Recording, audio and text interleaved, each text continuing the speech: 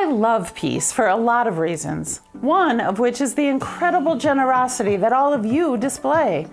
Generosity is not just with the dollars that help us make ministry possible, but Peace is amazingly generous in how we welcome and show hospitality to every person who comes through our doors. Peace is generous in how we serve the community and love our neighbors. Peace is generous in the gifts through which we share Jesus' love, things like prayer shawls, faith chests, senior quilts, snuggle blankets, and Bibles.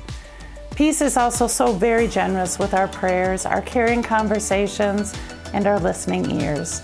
We walk together through the good times and the struggles in life. Thank you for being so expressive with your generosity as a congregation. And in the next few weeks, we also invite you to learn more about your own personal generosity strengths and how you can use them in your daily life by taking the assessment at peacelutheran.com/generosity.